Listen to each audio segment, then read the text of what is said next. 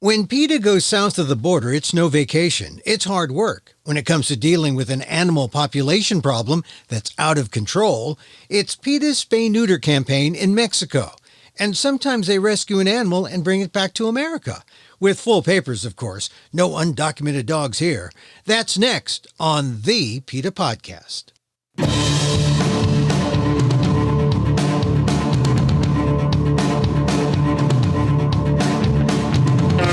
Welcome to the PETA Podcast. I'm Emil Guillermo, your host for this inside look at animal rights, brought to you by PETA, the largest animal rights organization in the world.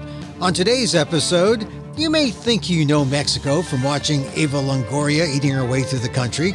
At least that's better than watching the news, which isn't always cheery when it's focused on issues like immigration or cartels or... Well, you definitely won't hear much about the animal population problem there, and that's where PETA comes in, specifically PETA Latino. For the last few years, thanks to PETA's Global Compassion Fund, PETA's effort has resulted in free spay-neuter surgeries for nearly 3,000 dogs and cats.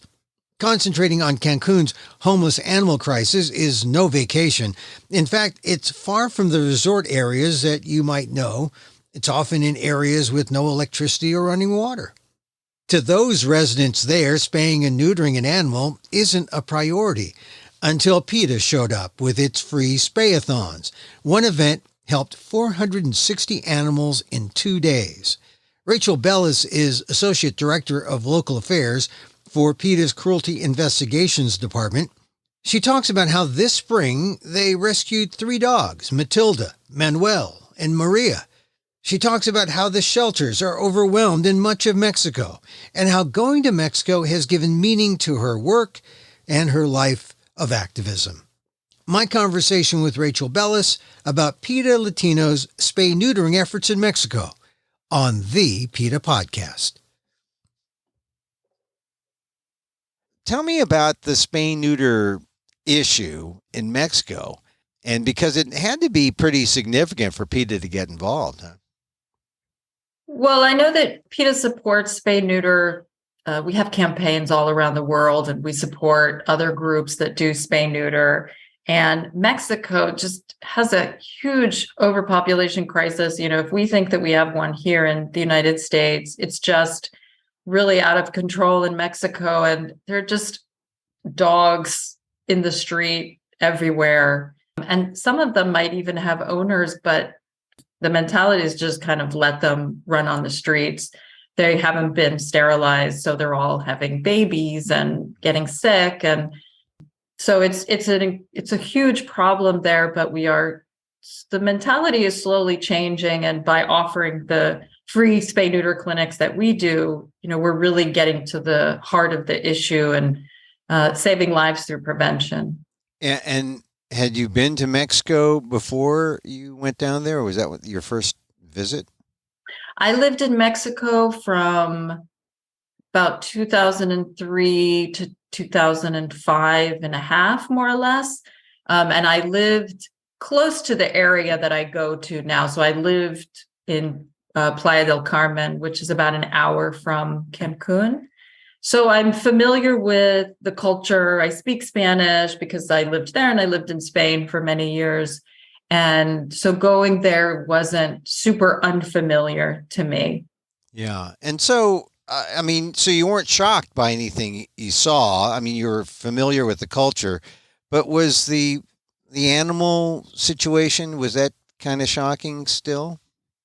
It was. And because when I lived in Mexico, I was working in a hotel. So I would only really see the issue when I wasn't working and I was going outside or going shopping or whatever. But now being there, working with the municipal shelter of Cancun and going to other places outside of Cancun and going into these areas where the issue is so big.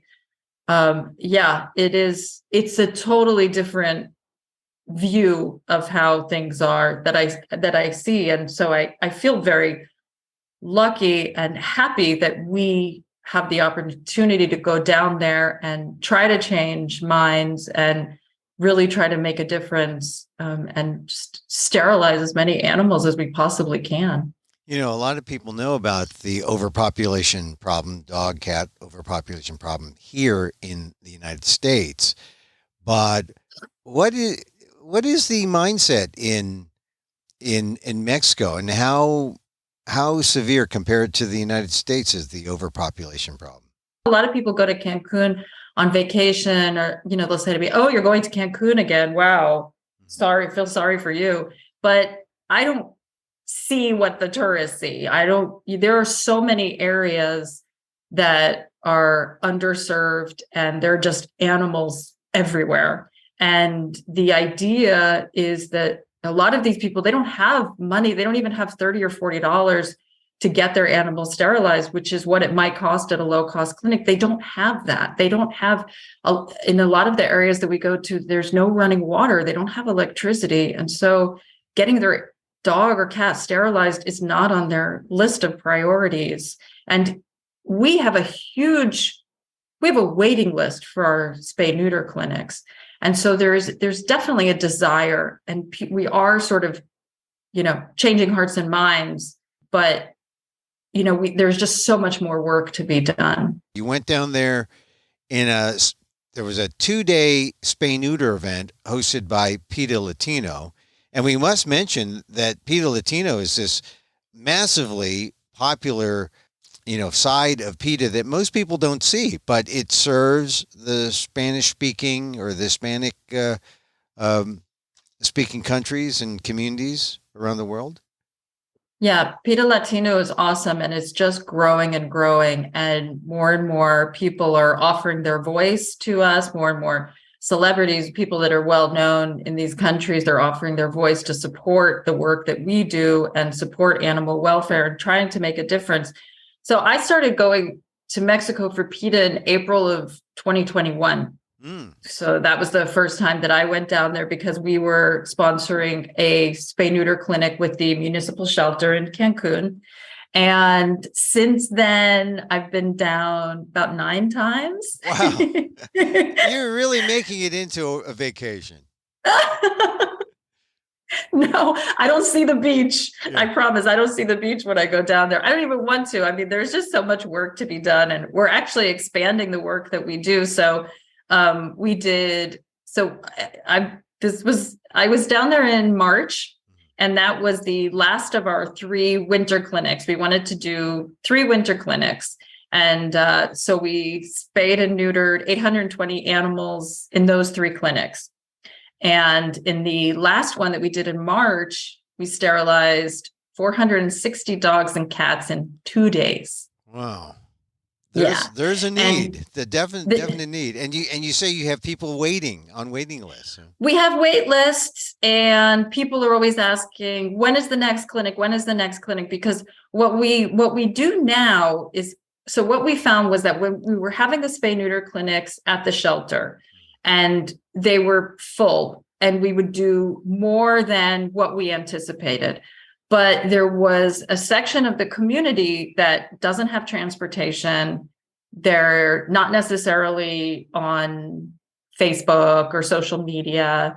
And they were saying to us, we can't get to you. We can't get to you. So instead of us trying to transport animals to the shelter, we said, let's just do clinics in these neighborhoods. And we'll sort of go from neighborhood to neighborhood, and we'll offer these spay-neuter clinics. And so we do the clinics at schools now. And the whole community gets involved. They know we're going there. It's a collaboration between the Benito Juarez municipality, which is Cancun and all of that region, and the shelter. And we bring in vets. If we don't have enough vets where we are, we bring in vets from other parts of Mexico that are specialized in these sort of more rustic spay-neuter clinics. And we just go, and we just, we don't turn people away. We'll just work until, 8 o'clock at night, whatever it takes to get as many animals sterilized. And we also vaccinate, and we send people home with pain meds now. And we have also started doing field work. So we will have the spay neuter clinics, and then we'll go and check on dogs, and we'll just go into the community, into the neighborhoods, and say, hey, do you need some shelter for your dog? Kind of like what our community animal project does, our field workers. We're starting to do that in these parts of Cancun. And it's all free, right? It's no cost. It's all free.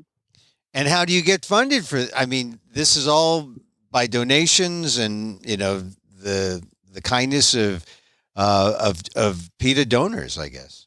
Exactly. I mean, we would not be able to do this work without our amazing donor base and the Global Compassion Fund that is just making a huge difference, helping so many animals. And so, yeah, we wouldn't be able to offer these services if it wasn't for these folks who are helping us do that. And without these services, what kind of situation would exist in places like that section of Cancun in Mexico? It would be very difficult for people. There aren't groups like ours that are doing the work that we're doing. And we are bringing awareness to the shelter, to local elected officials of the problem that exists. And they're taking notice. The mayor came to our last clinic and presented PETA with a certificate of appreciation. They've been very vocal about their support for the work that we do, and they want to continue collaborating with us.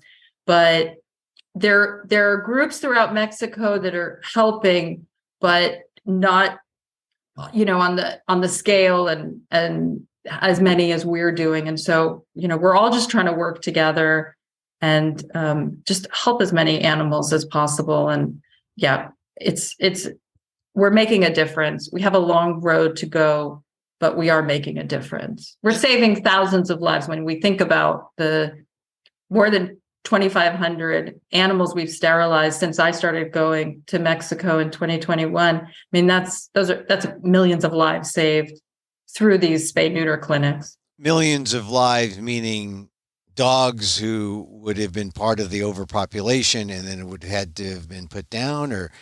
Well, dogs and cats who are not giving birth, and then their puppies or kittens are not giving birth. And so when you think about all of the puppies and kittens that can start reproducing when they're still so young, and it's just that vicious cycle. So we're stopping that cycle. And then not to mention the improvement in human lives, who are the companions of these animals. That's right. There are a lot of people that want to do the right thing, but they don't have the funds to do it. They don't have the resources. They don't know where to go for help.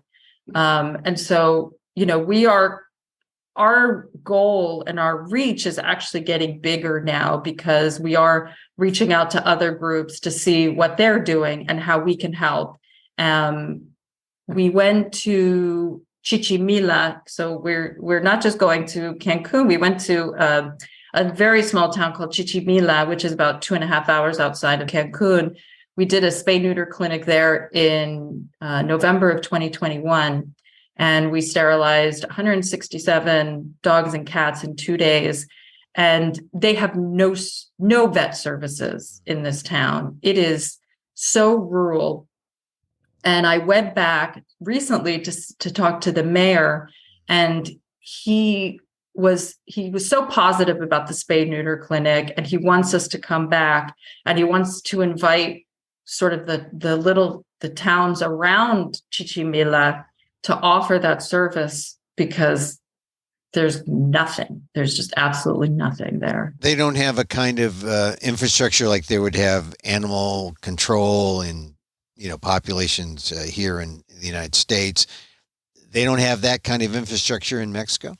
Not in these areas. Cancun has the municipal shelter sort of acts as animal control. So you have it in the big cities, but in tiny little pueblos like Chichimila and the ones that surround it, they don't have those services. And I mean, I don't even know that law enforcement would know what to do with mean, they might know what to do with an animal cruelty situation, but it's not on their radar. It's not something that they're thinking about. So by going to these places, offering free spay neuter surgeries, we are educating as well about the importance of spay neuter, about basic animal care, treating mange. We see a lot of mange. And so it's all sort of, it spreads. All of this work sort of spreads and changes and people's minds and how they treat their animals, and they're investing a little bit more in their animals and seeing, the benefit, and also just sort of making them more part of the family. Because if you're investing in your animal, you're taking pride in them, you're making them more important, and hopefully they become more part of the family. Yeah. Now, you were in Cancun, not the resort part, but in where the locals were, and then you went about 2.5 hours away. Would it be different in Mexico City, the big, metropolitan area, or would it be worse because there's so many people?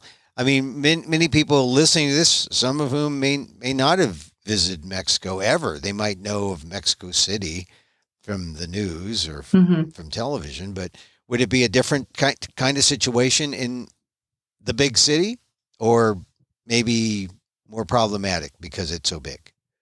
I haven't been to Mexico City. I've spoken with vets who do low-cost spay neuter in Mexico City, and the need seems to be pretty great there as well. And I'm actually talking to a group now about organizing a spay neuter clinic in Mexico City, because there is such a need. It's all over, and it's not just here. It's not just in Mexico. It's all over the place. We have a very large overpopulation crisis of companion animals. And, our main goal is to sterilize as many animals as possible to get to the root of the problem. And you realize that it is a global concern, but I think the thing about Mexico, it's our neighbor to the south, and most people don't understand or, see this part of the problem. They might see, if they're in America, they might see, we have the southern border and we have people crossing the border, and they see Mexico in terms of immigration, but they don't see all these other things like animal overpopulation. And, compared to immigration, it might be easy for some people to say, to poo-poo the idea and say, oh, it's not a problem, but it's a problem. And it increases the quality of life when the problem is dealt with, the quality of life for everyone, not just the animals and not just the dogs and the cats, but the human beings. And yet it's one of those things that is kind of seen as a luxury in Mexico, if you can get this kind of service. Yeah. And we have to continue to work with elected officials to make it an important issue to offer these services. We are always encouraging the city hall and the mayor and the council members.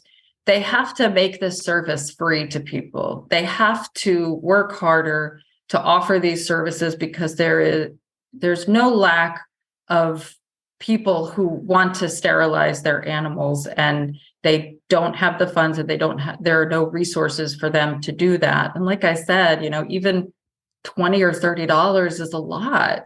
There are wonderful people out there who want to do well, and we work with rescuers as well down there to get the word out about our spay neuter clinics, because they are working directly with the people that this affects most.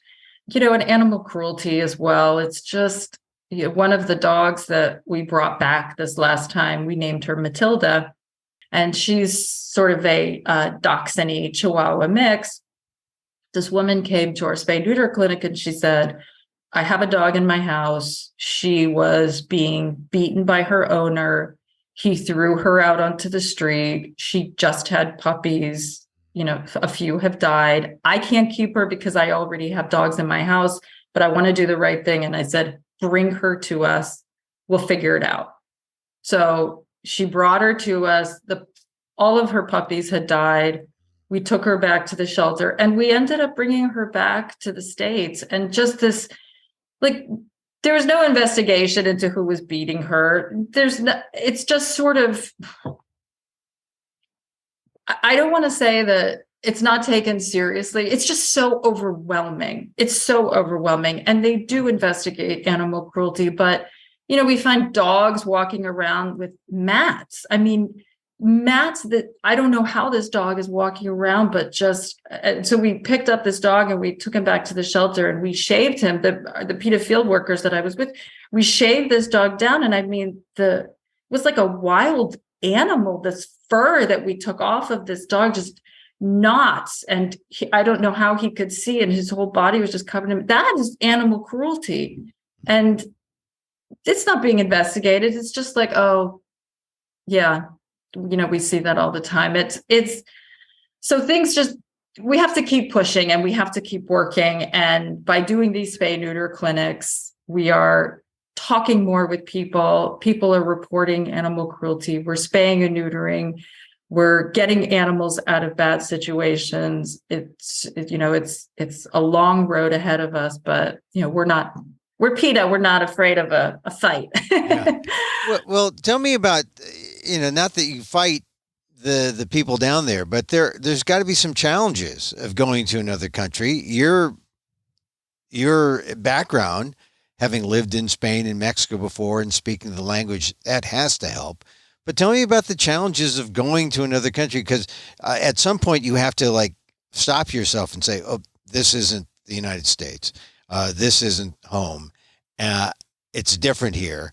And I put it in the perspective of the listeners who, as I said earlier, their vision of Mexico is not, this is a place to call home. They might see it as a problem area. It's south of the border. They might see it in terms of, oh, it's violent. It's not safe. That must cross a lot of people's minds if they only see or only know about Mexico from what they see in the news.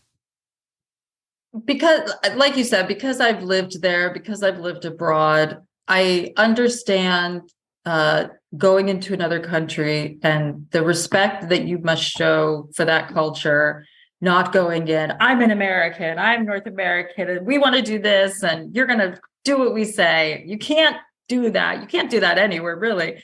But if we want to make a difference, we make friends.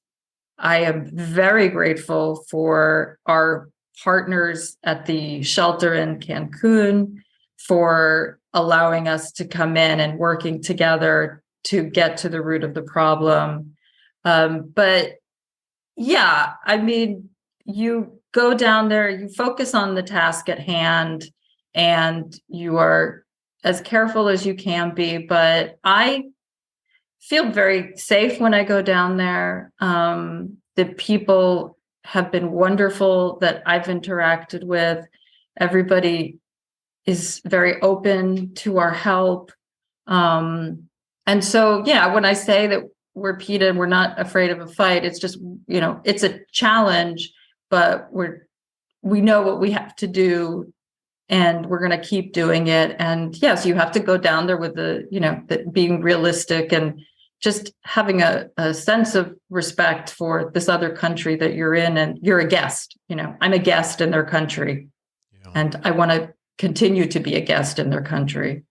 You have been doing this since 2021, you said, for PETA, right? Going down to Mexico. Mm-hmm. Yeah. And now you've done about, did you say 4 or 6 clinics? We've done about 9 clinics in total. And you're not going to stop. This is going to continue on, and you're going to expand the reach in terms of the regions and parts of Mexico, because, boy, there's a lot of now awareness or a growing sense of, boy, we don't know enough about our neighbor to the south. There's some new programs on cable channels about here's Mexico and talking about the culture. Amazing how much we know, how little we know of Mexico. But this is a side that, where people can help. And this is something that PETA is going to continue, you say, huh? As long as we can. We are planning our next spay neuter clinic probably end of June. And hopefully we can do another one in another summer clinic and maybe head down for the fall as well. Our clinics are getting bigger, they're getting better. We're having more reach, but obviously we wouldn't be able to do this again without the Global Compassion Fund and the amazing donors and members that we have that support our work and allow us to go down there and help these folks and help all these animals. Yeah. Now you talked about Matilda, the dog. She's in America now. You took her. She doesn't need a visa, right? You can take dogs across the border.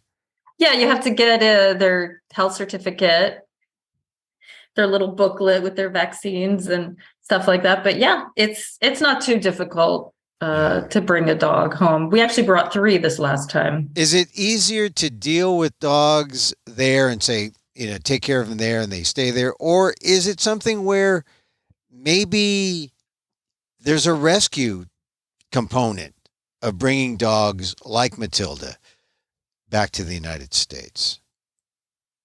I think that the mentality of adoption at shelters is not where it needs to be. It's not where it needs to be in the United States. There's so many people that are still buying dogs from pet stores and breeders.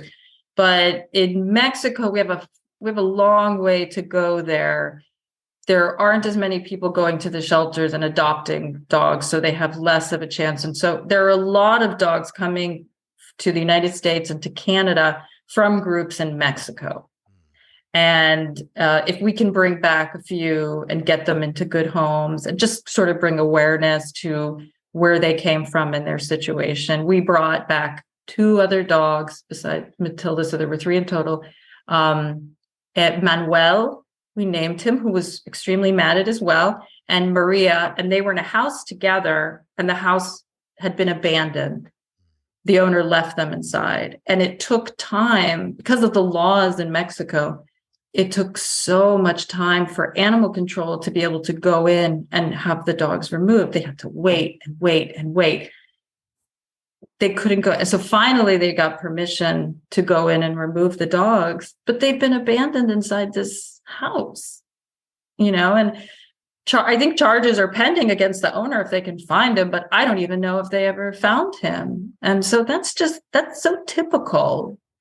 Dogs being left on roofs and dogs being chained out without any shelter, which obviously we see here and our field workers see that every day, but it exists everywhere, And so the work is very important and we have a long way to go, but I think we're making progress. So you were able to save Manuel and who was his companion?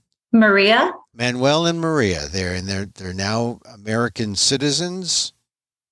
Yes. Yeah, we actually transferred them to our shelter partner at the Chesapeake Humane Society, and they were adopted like that. See, they had a home. Now, if they were in Mexico and they stayed in a shelter in Mexico, what are the odds of them being adopted? They might have been adopted. The thing is that the shelter is overwhelmed. The shelter is overwhelmed and adoptions are very low right now. And so what we want to do is help the shelter by getting them out so that they can put their resources towards other dogs that need them. So any chance that we can bring back a dog or 2 or 3, we are helping the shelter out and they can put those resources towards other dogs. Yeah. Now, is that something that people who might be listening to this might consider that, hey, we'll go down to Cancun for vacation, and when we come back, instead of a souvenir, we'll go down to the local shelter and we'll bring back a dog? Is that something that could be possible? Well, yes, it could be possible depending on how long you're going to be there, making sure that the dog has all of their papers to come back into the States. But obviously, it should not be something, we never encourage people to impulse adopt or say, oh, I feel so bad, I'm going to take this dog home. And then you get home and it's like, oh, I don't have time for this animal. So we always encourage people to, really take the time to think, do I have time for this companion animal? Do I have the financial resources to take care of them for the next 15, 16, 17 years or more? So it should never be impulsive. But there are plenty of animals down there that need loving homes. Yeah. Is there, you mentioned Matilda, you mentioned Manuel, and you mentioned Maria. So is there, I mean, and you go down there all the time now, right? Nine times now you said to Mexico? About 9 times. Yeah. And so what is an experience with a particular dog or cat that reminds you that you got to keep going down? You got to keep doing this. The last time we were down there, after the spay neuter clinic, we went to check on a dog that had been neutered, and the family was wonderful. They were wonderful. They were doing everything right. They had several dogs, and they had recently taken in a puppy that they found in the street. And she was not doing well. She was covered in fleas. She was thin. She had worms. She had some skin issues. She was just all over in a bad way. She'd been probably, maybe she was born on the street, and that's where she had stayed until these kind people found her. So the woman didn't have the funds to take care of her. So she gave her to us. We took her back to the shelter, and she started receiving treatment. Now, she was too young for us to bring back, but that is a dog that stays with me because she was able to get out, and we found her just because we were doing field work, and we happened to go to this house that had her. Now, there are countless dogs like her out there, and she stays with me because we were able to get her, and she will have a chance because the shelter was going to take care of her and get her the vet care she needed and get her adopted. But she is one of the reasons why I continue to go down there and want to make our clinics bigger and better and go into areas and talk to people and try to help them see, the importance of spay neuter and the importance of keeping their dogs safe indoors, and trying to get better laws passed that protect them more. And so she's a good example of one of the reasons why I am so passionate about Mexico and the work that we're doing down there. And, all over the world, there are millions of stories like her. And this work is just it's just too wonderful that we get to go down there and do this work and help as much as we can. Did you name her? No, we didn't name her. We were going to let the shelter do that. And they were having an adoption event a few weeks after we left. And they said that they were going to, if she was all better and up to weight and feeling good, they were going to put her up for adoption. So maybe you'll see her again. Maybe. Well, I hope not. I hope that she was adopted into a wonderful home and she's happy and living the life that she deserves instead of being on the street. And that if she's a success story, there are other success stories waiting to happen. Yes. And also something else that we're doing down there, we're working with the shelter to make improvements to how they function, their work protocols, their cleaning protocols. They're expanding the shelter. And so we have been allowed to go in and offer our expertise because we have people with, decades of experience working in shelters. And so anything that we can offer to help them and to improve conditions, we're going to do that. It's also good for the community when their animal shelter is working well and doing good. And, I'm always telling the shelter, you need to tell people what you're doing. You need to get it out there. You're doing good work. You're saving these animals. You're helping. You're working with the community. You have to let people know what you're doing. And the people respond to that. I mean, when they tell the community backs them up 100%, right? Yes, absolutely. Absolutely. And they get a lot of support from their legislators and their mayor is very supportive. So, we're helping out. We're offering our services as much as possible, as much as we can. Well, Rachel Bellis, what is your official title there, Rachel? I mean, you're the Associate Director of Local Affairs for the Cruelty of Investigations Department. Yes. I know. So, look, doing great work, and I hope you continue to save more dogs and cats. You talked about dogs. There's got to be some cats in there. Oh yeah, the cat overpopulation is immense as well, but it's huge also. But the cats are very good at hiding down there. Yeah. You don't see them as much, but that they're there. Oh yeah, for sure, cats and dogs. Okay. All right. Well, listen. Good luck and continued success. Rachel Bellis, thank you for being on the PETA Podcast. Thank you, Emil.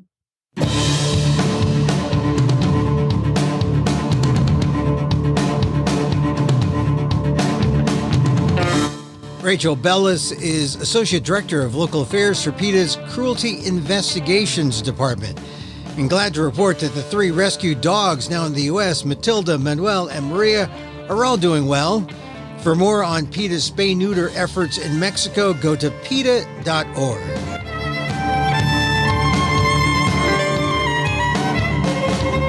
And that's our show for today. Thank you for listening. Don't forget to send a link of this show to your friends. Tell them you like the PETA Podcast. You can contact us at PETA.org. You can find me on Twitter at Emil Amok, that's EMILAMOK, or see my vlog at AMOK.com. Or see my work, my writing at ALDEF, the Asian American Legal Defense and Education Fund, ALDEF, AALDEF.org/blog, or get this podcast on YouTube at Emil Amok 1, EMILAMOK 1.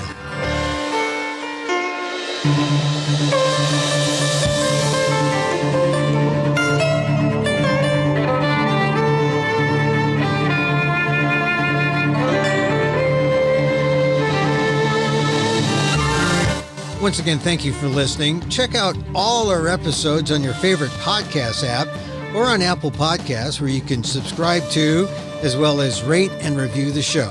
It helps get the word out about the issues you care about. Our music is provided by CarbonWorks. Check them out on YouTube. And join us again next time for more insight into animal rights and the fight for a cruelty-free world on the PETA Podcast. I'm Emil Guillermo.